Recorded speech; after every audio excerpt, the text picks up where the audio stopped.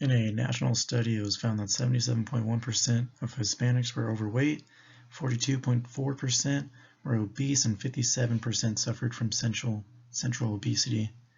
For Hispanic males, 78.6% of them were overweight, 38.3% were obese, and 56.1% had central obesity. As for Hispanic females, 75.6% were overweight, 46.5% were obese, and 57.9% had central obesity. These prevalences were taken from people, Hispanics from ages 30 and up. They found that in this study, 58% of the participants felt they were overweight, 42.6% attempted to lose weight, 40% believed their diet was unhealthy, 75% did no vigorous activity, and 62.6% did not do moderate physical activity. On to some socioeconomic statistics. They found that 40.4% completed some college, 65.1% were employed at the time of the survey, and 53.2% owned a home. For more than half of the participants, annual family income was below $35,000 a year.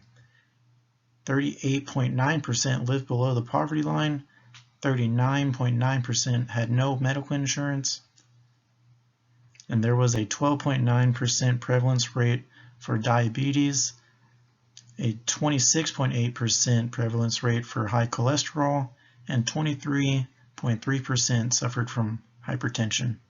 Central obesity was found to be more prevalent in Hispanics with higher socioeconomic status. More locally, in Bexar County, a study found that 71% of adults are overweight and obese. The study comes from the city of San Antonio in 2014 through CDC. It states that 32% of the residents were obese, 39% were overweight, and 28% were within healthy weight. Notably, it states that 40% of Hispanic residents were overweight and 34% of Hispanic residents were obese.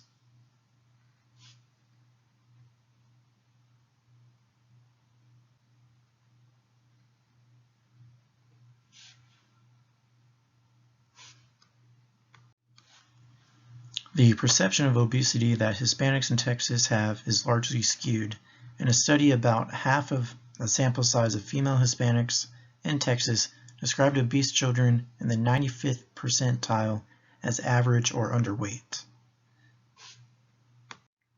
A study also found that Hispanic Texan women did not meet dietary guidelines with the use of SNAP due to using it to purchase sugary, high sodium, and processed foods. The health behavior theory that I used for my project was the health belief model. This theory is especially helpful with adults and elderly. This theory is that if the patient knows of the severity of the disease, how it can affect them, and how susceptible they are, they will want to know how to reduce the chances. I chose the health behavior theory because my project includes Hispanic Texans, more specifically San Antonio communities. My project is over the ever-increasing obesity problem among Hispanics. I would like to use the theory to help educate them on the matter of obesity being a serious health risk. I believe this theory could help because most Hispanics do not believe obesity to be a serious risk to their health. Many Hispanics have a different idea of what obesity is. In Latin families, family members will often say you are too skinny and need to eat more. Cultural differences like this should be addressed. A line should be drawn for people who do not know what constitutes as actual obesity. The health belief model attempts to simulate the consequences of health risk to motivate people and perceive benefits to provide a path of action. The key concepts that the health belief model uses are question-based, such as how susceptible am I to a disease? How would the disease affect me?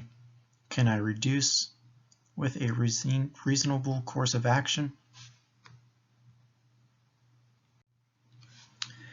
A study using the health belief model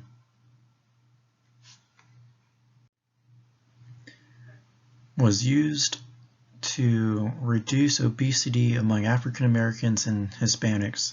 They created a 16-week program with 209 participants that had one-on-one health coaching. They used the HBM because its conceptual structure is effective in creating positive behavior changes and focuses on the individual level. They defined HBM as having three main sections: individual perception, modifying behaviors, and likelihood of action. They had a health coach consult and discuss each participant's goals, barriers, commitment level, and action steps. The participants were then able to take part in group exercise classes, healthy living seminars, healthy coaching, monthly team challenges, and many other health opportunities. The results were that the health coaching group lost 7 pounds of their weight, while the non-health coaching group lost 4 pounds of their total weight. The health coach group lost 3.34% of their body fat, while the non-health coach group lost 0.27% of their body fat. In conclusion, their exercise program, along with using the HBM through health coaching, increased physical activity of the target population. They also noted an increase in healthy eating habits. This shows a benefit to using the HBM for intervention programs. The health belief model was able to make an intervention program more effective by using its constructs to guide the intervention. There are many potential change strategies that can be used in the health belief model. For example, perceived susceptibility can be increased by tailoring risk information based off the population behaviors.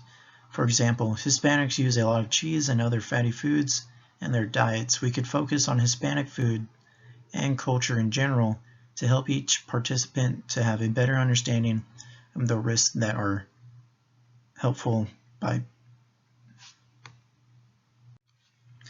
also defining their level of risk compared to other ethnicities in the San Antonio area would be helpful. To increase perceived severity, we could show a video of people of the same cultural background suffering from the condition of obesity. We also specify the consequences through statistics and advise action. Lastly, we will invite a speaker to give their take on having obesity and the hardships they will have to face. It would be best to get a speaker from the same socioeconomic and ethnic background so that the participants can better feel that the consequences of obesity are closer to home. Perceived benefit can be increased by creating short-term goals of writing in their food and exercise journals regularly. Another short-term goal consists of participants hitting a specified time or distance in their exercise programs. We will explain how, where, and when to act and the positive results that come from these actions, such as lower BMI, lower body fat, lower cholesterol, and higher fitness level. For perceived barriers, we will listen and understand for possible barriers that participants will face.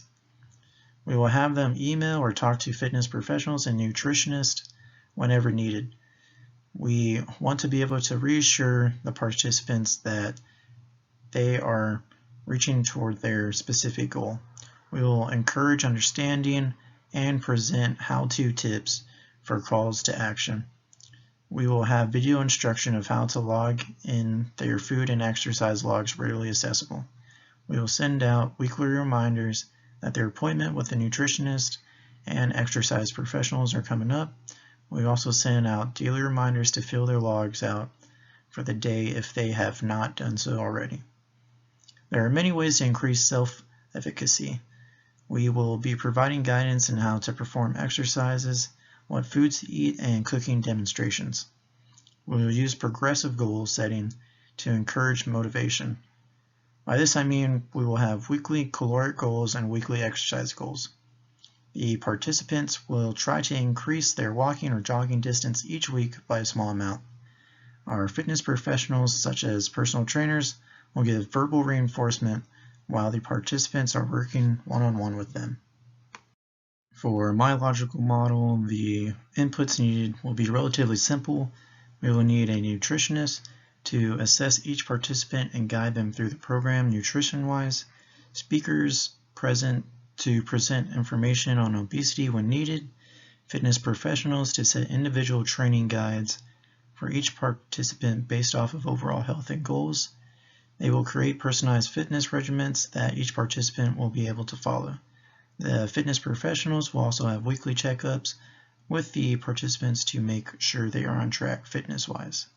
We will need information brochures explaining the dangers of obesity, and we will need printed out exercise programs and nutrition programs.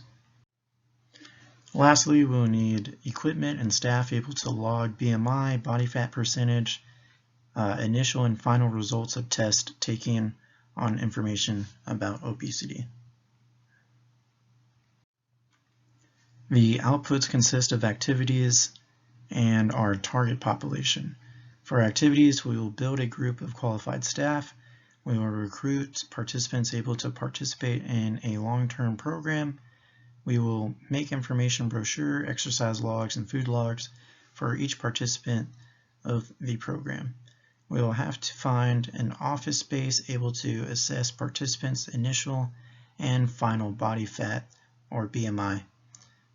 Lastly, we will create a test that assesses the information of each participant has on obesity and send it out to their emails. These tests will be administered at the beginning and the end of the program. Our target population is Hispanics, adults from ages of 25 to 75 in the San Antonio area. The outcome of the program consists of the short-term, medium-term, and long-term goals. The short-term goal being that participants will have logged their exercise and nutritional habits for 1 month.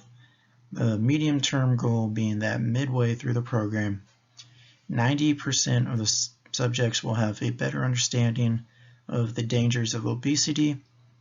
There will be 3 long-term goals for the program, one being that by the end of the program, 80% of subjects will have dropped their BMI and body percents into healthy levels.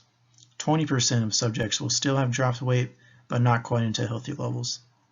Another being that by the end of the program, 60% of the subjects will incorporate healthy foods and exercise into their long-term daily routines. The last being a survey will be given to participants 6 months after the program has finished to see how many participants kept up with healthy habits.